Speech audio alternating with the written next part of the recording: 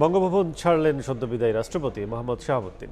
যাচ্ছেন গুলশানের নিজ বাড়িতে। এই মুহূর্তে গুলশানে আছেন সহকর্মী সানবির উপল। সরাসরি যাচ্ছে তার কাছে।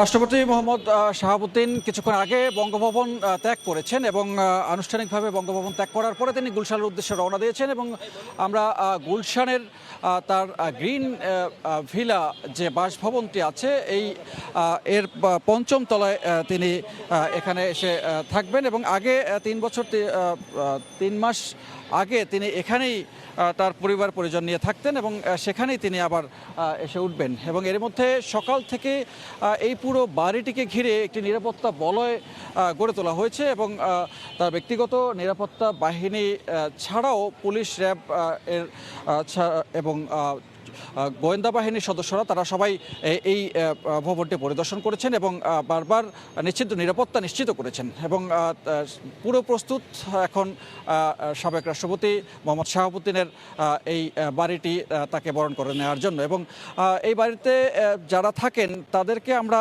বাইরে বের হতে দেখিনি এবং ভেতরেও বাইরের কোনো লোকজন, আইনশৃঙ্খলা বাহিনীর সদস্য তাদের ছাড়া প্রবেশ করতে দেখিনি। ফলে পুরো জায়গাটি আইনশৃঙ্খলা বাহিনীর সদস্য তারাই আসলে নিয়ন্ত্রণ করছেন এবং তার নিরাপত্তার জন্য। এবং 3 বছর 3 মাসের এই সময়কাল তিনি অতিবাহিত করেছেন বঙ্গভবনে এবং বঙ্গভবনের সব স্মৃতি বিজড়িত পিছনে ফেলে তিনি আবার তার পুরনো সেই বাসভবনে এসে পৌঁছাবেন। 123 নম্বরের এই বাড়িটির এক পাশে তার ছেলের একটি ফ্ল্যাট রয়েছে এবং আরেক পাশে তার নিজের একটি ফ্ল্যাট রয়েছে এবং সেই ফ্ল্যাটেই তিনি এবং তার স্ত্রী থাকতেন এবং আরেক পাশে তার একমাত্র ছেলে তিনি থাকতেন এবং সেখানেই তিনি এসে উঠবেন।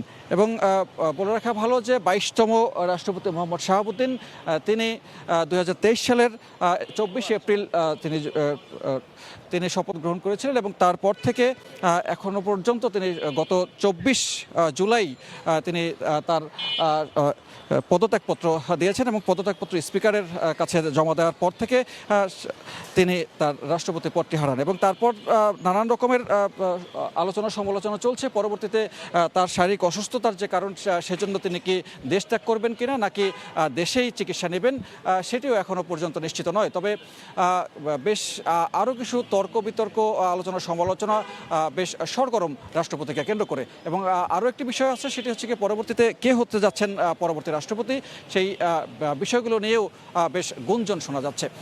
তো সব মিলিয়ে গুলশানের এই বাসভবনটিকে ঘিরেই এখন সবার দৃষ্টি এবং সবার চোখ এবং গণমাধ্যম কর্মীরাও সকাল থেকে অবস্থান করছে এই 123 নম্বর রোডের এই 41 নম্বর বাসাটিকে ঘিরে। এই ছিল এখানকার এই মুহূর্তের সবশেষ তথ্য। বঙ্গভবন ছেড়েছেন, নিজ বাড়িতে উঠছেন সদ্য বিদায়ী রাষ্ট্রপতি। এতক্ষণ বিস্তারিত জানাতে সরাসরি ছিলাম গুলশানে।